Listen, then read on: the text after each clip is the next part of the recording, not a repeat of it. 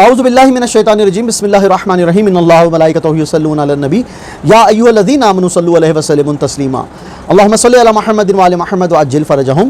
خدا کا شکر ہے کہ اس نے اتنے بہترین اور بابرکت ذکر کو کرنے اور سننے کے لیے ہمیں منتخب کیا۔ سامنے محترم، یہ ہم پہ اللہ کا خاص کرم ہے کہ اس نے ہمیں در اہل بیت علیہ الصلوۃ والسلام سے منسوب رکھا۔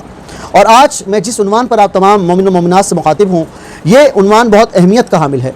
سامنے محترم، یہ عنوان دعا کا ہے کہ بہت سارے ایسے مومن و مومنات ہیں کہ جو ہم سے رابطہ کرتے ہیں اور دعاؤں کی قبولیت کے حوالے سے سوال کرتے ہیں۔ تو یہ پیغام آپ کے لیے ہے کہ اگر آپ کی کوئی ایسی دعا جو اب تک خدا کی بارگاہ میں مستجاب نہ ہوئی ہو، اگر آپ یہ عمل انجام دیں گے تو انشاءاللہ تعالی العزیز وہ دعا خدا کی بارگاہ میں مقبول ہوگی۔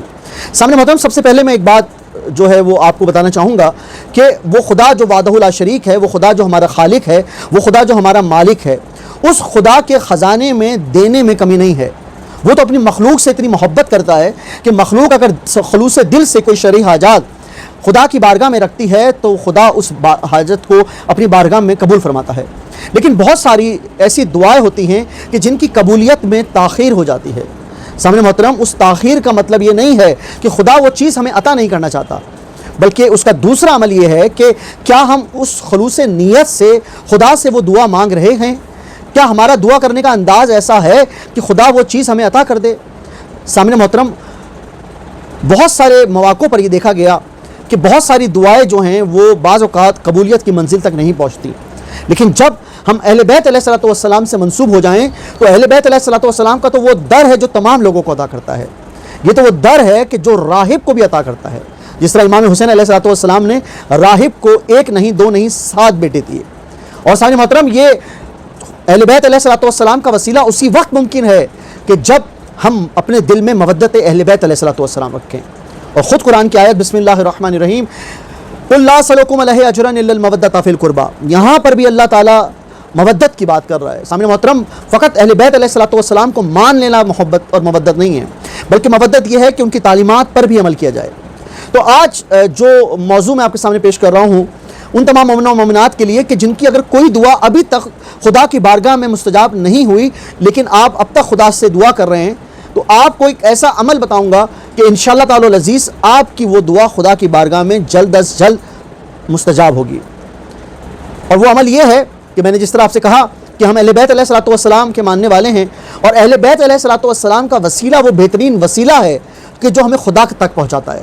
اور سامنے محترم، اگر آپ کی کوئی دعا جو ابھی تک قبولیت کے شرف پر نہیں پہنچی یا خدا کی بارگاہ میں مقبول نہیں ہوئی، آپ یہ عمل انجام دیں کہ آپ باوضو ہو کر سورہ یاسین کی تلاوت کریں، اور اس سورہ یاسین کو ہدیہ کر دیں حضرت امام تقی جواد علیہ الصلوۃ والسلام کو۔ سامنے محترم، سورہ یاسین کی تلاوت سے پہلے آپ یہ نیت کریں کہ میں سورہ یاسین کی تلاوت کرتی ہوں قربتاً اللہ، اور جو میں یہ سورہ یاسین پڑھ رہا ہوں اس کو میں ہدیہ کروں گا حضرت امام تقی جواد علیہ الصلوۃ والسلام کو۔ اور جب آپ وہ سورہ یاسین پڑھنے کا عمل مکمل کر لیں تو اس سورہ یاسین کو آپ ہدیہ کر دیں حضرت امام تقی جواد علیہ الصلوۃ والسلام کو، اور پھر اللہ کو واسطہ دیں حضرت امام تقی جواد علیہ الصلوۃ والسلام کا۔ سامنے محترم، حضرت امام تقی جواد کا یہ اسم مبارک ایک ایسا نام ہے کہ جو ان لوگوں کو بھی عطا کرتا ہے کہ جو فقط دل میں خیال آتا ہے، زبان پر اظہار نہیں آتا۔ تو ہم تو اگر حضرت امام تقی جواد علیہ الصلوۃ والسلام کو ایک سورہ یاسین پڑھ کر ہدیہ کر دیں، اور ہماری وہ حاجات جو کئی عرصے سے قبولیت کی منزل پر نہیں پہنچی، فقط ایک سورہ یاسین پڑھنے کے بعد اگر ہماری وہ دعا مستجاب ہو جائے تو ہمارے مودت کا عالم کیا ہوگا۔ سامنے محترم، آئیے، اگر ایسی کوئی دعا ابھی تک خدا کی بارگاہ میں مستجاب نہیں ہوئی تو آئیے سورہ یاسین کی تلاوت کریں۔ اور سورہ یاسین پڑھنے سے قبل کہ میں سورہ یاسین پڑھتا ہوں قربتاً اللہ، اور جو میں یہ سورہ یاسین کی تلاوت کرتا ہوں یا میں ہدیہ کروں گا حضرت امام تقی جواد علیہ الصلوۃ والسلام کو، اور جب سورہ یاسین کی تلاوت مکمل ہو جائے تو اس کو ہدیہ کریں حضرت امام تقی جواد کو، اور پھر اللہ سے واسطہ دیں اللہ کو حضرت امام تقی جواد کا، اور اپنی دعا کو آپ مانگیں۔ انشاءاللہ تعالی اللہ تعالیٰ بحق امام تقی جواد علیہ الصلوۃ والسلام آپ کی اس دعا کو مستجاب کرے گا۔ سامنے محترم، آخر میں آپ سے گزارش ہے کہ جب آپ دعا کریں تو ہمیں بھی اپنی دعاؤں میں ضرور یاد رکھیں، کیونکہ یقینی طور پر یہ دعا ہی ہے کہ جو ہمیں دنیا اور آخرت میں سکون اور چین عطا کرتی ہے۔